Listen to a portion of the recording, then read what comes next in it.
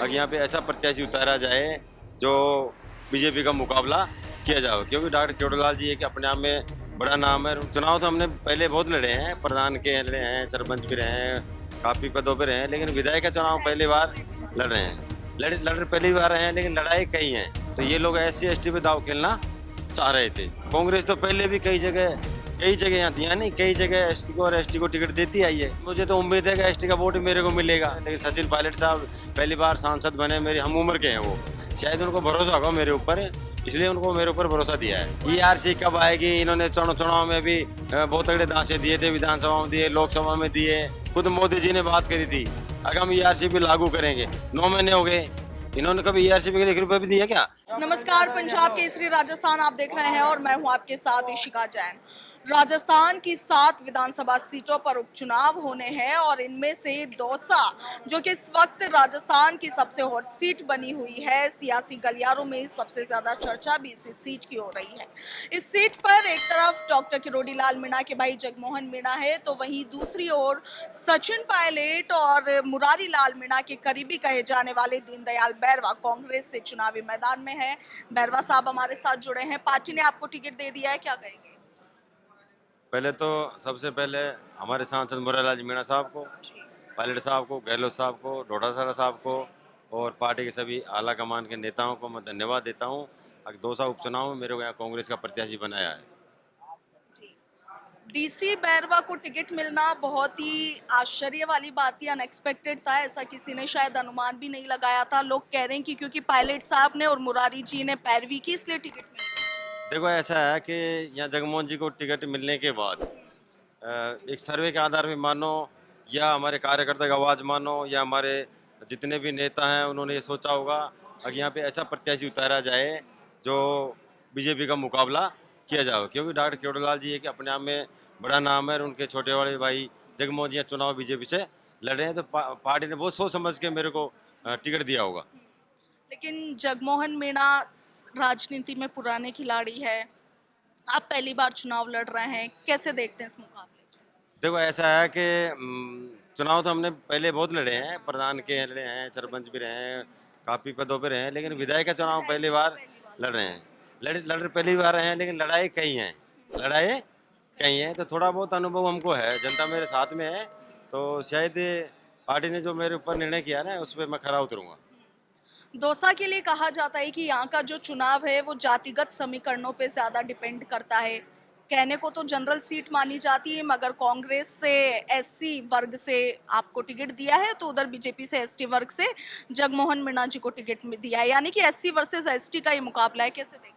देखो ऐसा है कि इन्होंने एक ये परंपरागत सीट रही थी पहले कोई टाइम पे बीजेपी की। यहाँ पे मुरारीलाल जी मीणा साहब जब से चुनाव लड़े हैं उन्होंने इस सीट को बीजेपी से छीन कर कांग्रेस के खाते में डाली है।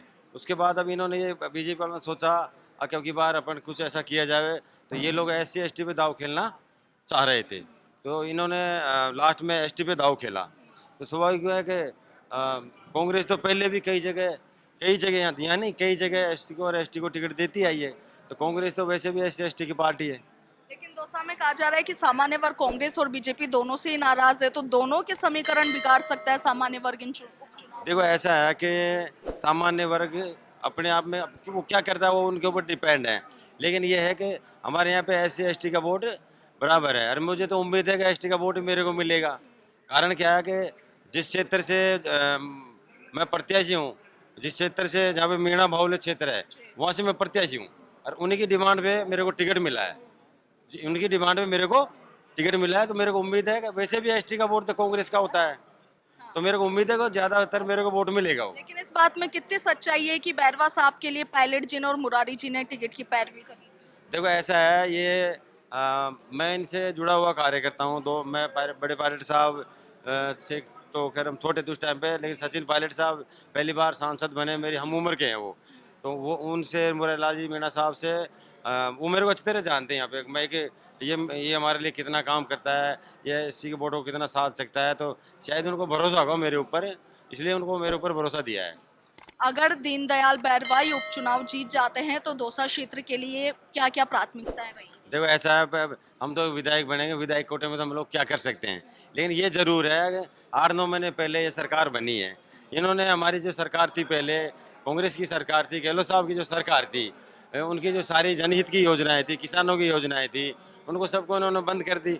सबसे बड़ी तो हमारे दौसा के अंदर ईसरदा जो पानी का जो प्रोजेक्ट था, वो करीब करीब एक तरह से संपूर्ण तरीके से सैंक्शन हो गया था। लेकिन ईआरसीपी के लिए तो बात चल रही है। देखो ऐसा है मैडम, ऐसा है, ईआरसी कब आएगी? इन्होंने चुनाव में भी बहुत तगड़े दांसे दिए थे, विधानसभा में दिए, लोकसभा में दिए, तो ये चलने वाली नहीं है। अभी बजट हो गया, ईआरसीपी के नाम पे 1 रुपया नहीं दिया इन लोगों ने, जबकि इन्होंने लोकसभा चुनाव के अंदर खुद मोदी जी ने बात करी थी, अगर हम ईआरसीपी लागू करेंगे। 9 महीने हो गए, इन्होंने कभी ईआरसीपी के लिए 1 रुपया भी दिया क्या? ये ओनली दांसे पट्टी की सरकार है। आप कह रहे हैं कि विधायक कोटे से तो क्या कर सकते हैं, विधायक तो पूरे क्षेत्र को विकास की बुलंदियों पर ले देखो जा ऐसा है, वो सकते तो हैं। ऐसा, देखो मेरी बात सुनो। वैसे तो देखो, सांसद भी आप ही वैसे तो देखो हमारे यहाँ लोगों को ऐसी कोई कमियां आती नहीं है, बिकॉज़ पहले से काम बहुत हो चुके हमारे मुरारलाल जी मीणा साहब जो विधायक थे, उन्होंने कोई कमी नहीं यहाँ छोड़ी। बाकी वो छोटी मोटी कोई काम होंगे, वो हम कराएंगे। बाकी जनहित के जो काम इन्होंने बंद कर दिए हैं। प्राथमिकताएं क्या है? प्राथमिक तो पेयजल, इसरदा वाला जो प्रोजेक्ट इन्होंने एक बिल्कुल धीमा कर दिया, वो पूरे जिले के लिए था। वो जो मुरारलाल जी मीणा साहब ने, उस टाइम में सचिन पायलट साहब डिप्टी सीएम थे और गहलोत साहब सीएम थे, इनके अथक प्रयासों से उसको एक सैंक्शन कराया और 1100 जिले के 1100 गाँव के लिए वो पानी का प्रोजेक्ट पास हुआ था। लेकिन इस सरकार ने आते ही उसके अंदर उसको बिल्कुल स्लो कर दिया है। अगर मैं विधायक बनता हूँ यहाँ से मैं विधायक बनता हूँ, तो जनता को और युवाओं को साथ में लेकर उस प्रोजेक्ट के लिए मैं सड़कों पर उतरूंगा।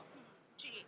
तो अब क्योंकि बैरवा साहब को टिकट मिल गया है, लड़ेंगे मजबूती के साथ चुनाव, क्या उम्मीदें हैं, जिताएगी क्षेत्र की जनता? देखो मेरे साथ तो जनता है, मेरे साथ युवा है, मेरे साथ ये बड़े बुजुर्ग हैं, ये लड़ेंगे, ये चुनाव लड़ रहे हैं। ये टिकट भी इन्हीं का है, ये टिकट इन्हीं का है। इनकी आवाज़ पे, युवाओं की आवाज़ पे मेरे को टिकट दिया गया, मेरे लिए ये लड़ेंगे। मैं कौन होता हूँ? मैं तो एक सादा सा आम एक दलित परिवार का आदमी हूँ, लेकिन मेरे लिए ये सर्व समाज के व्यक्ति चुनाव लड़ रहे हैं। जी, चलिए।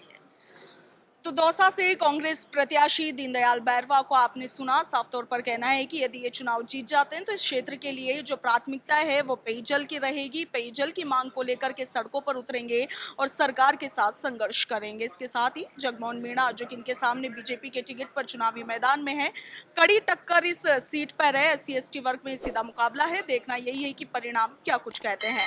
फिलहाल के लिए इतना ही। मैं आपके साथ इशिका जैन, वीडियो जर्नलिस्ट कृष्ण कुमार शर्मा के साथ, पंजाब केसरी, राजस्थान।